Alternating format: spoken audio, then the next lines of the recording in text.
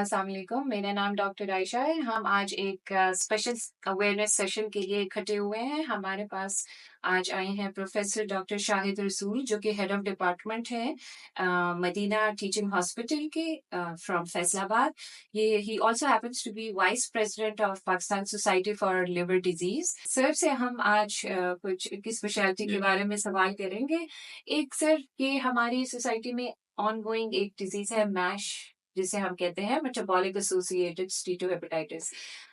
Prevalence इसकी ज़्यादा हो रही है लेकिन लोगों को इतनी अवेयरनेस नहीं है। तो हम चाहते हैं कि आप ज़रा हमारे लोगों को बताएँ कि एग्ज़ैक्टली मैश होता क्या है? बिस्मिल्लाहिर्रहमानिर्रहीम। बहुत शुक्रिया। देखिए, मैश जिसे आप कह रही हैं, पहले हम इसको नैश कहते थे या फैटी लिवर कहते हैं, तो ये एक नई पैंडेमिक है। ये सिर्फ पाकिस्तान में नहीं बल्कि पूरी दुनिया में जो लेटेस्ट डाटा हमारे पास मौजूद है, about 1/3 of the people in all over the world are either suffering from this disease और they are going to suffer in the future. तो इसको हम ये कहते हैं कि ये साइलेंट किलर है। जो आपने मेटाबॉलिक एसोसिएटेड डिजीज का, ही बेसिकली कुछ एसोसिएशंस हैं। वो लोग जिनकी फैमिली में डायबिटीज है, जो खुद डायबिटिक हैं, जो हाइपरटेंसिव हैं या जिनकी फैमिली में हाइपरटेंशन है, उसके अलावा जो ओवरवेट हैं, जिनके अंदर फैट्स, कोलेस्ट्रॉल, ट्राइग्लिसराइड ज्यादा हैं। तो ये बेसिकली एक कॉम्बिनेशन है। इसको हम इसके लिए मेटाबॉलिक डिसफंक्शन कहते हैं। ये मेटाबॉलिक डिजीजेस मिलके and they are going to then effect the liver. और अगर आज WHO का फिगर्स देखते हैं तो इस वक्त दुनिया में लिवर के खराब होने की या लिवर सिरोसिस की नंबर 1 काज मेटाबॉलिक लिवर डिजीजेस हैं। जो हेपेटाइटिस सी तो खत्म होता जा रहा है, लेकिन इस वक्त पूरी दुनिया में जो लिवर सिरोसिस है, जो लिवर कैंसर है, तो उसकी सबसे बड़ी वजह ये मैश है। मैश सर, तो ये मैश एग्ज़ैक्टली नेफ़्रिन से या जो लोग कहते हैं कि जिगर पे चर्बी है, उससे कैसे ये डिफ़रेंट? देखिए, ये एक ही चीज है। बेसिकली ये टर्मिनोलॉजी लास्ट 2 ईयर में आई है। उससे पहले हम इसको नेफल्ड कहते थे। अभी भी दुनिया के कुछ हिस्से में इसको नेफल्ड ही कहा जाता है। तो एक पूरा स्पेक्ट्रम है, starting from the fatty liver. तो स्टार्ट में सिर्फ फैट होती है, लेकिन लिवर के फंक्शंस ठीक होते हैं।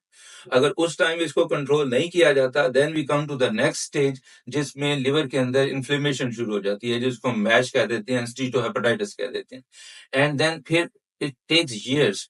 एंड देन अगर उस वक्त भी इसको हम कंट्रोल नहीं करते with either medication or lifestyle modification, तो then we step to the next step, जिसमें liver cirrhosis हो जाता है।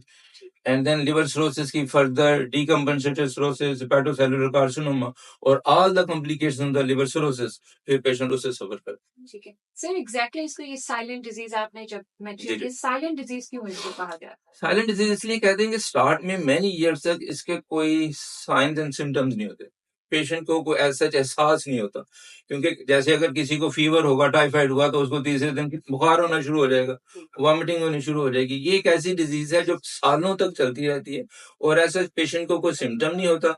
और इसीलिए हमारे लिए भी ये मुश्किल होता जा रहा है कि हम पेशेंट को कन्विंस करें कि यार ये एक ऐसा प्रॉब्लम है जो आज से कई सालों बाद आपके लिवर को तबाह कर देगा। तो साइलेंट इस वजह से है क्योंकि सिम्टम्स नहीं होते, पेशेंट भी केयर नहीं करते।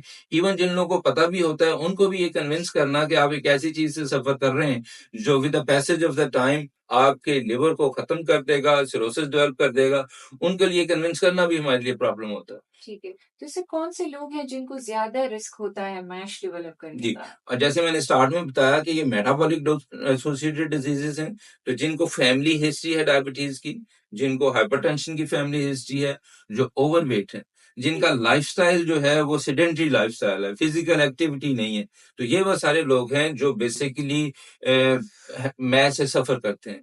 आप अगर वर्ल्ड स्टैटिस्टिक्स देखते हैं तो इस वक्त हम दुनिया में डायबिटीज में दूसरे नंबर पे चले गए। तो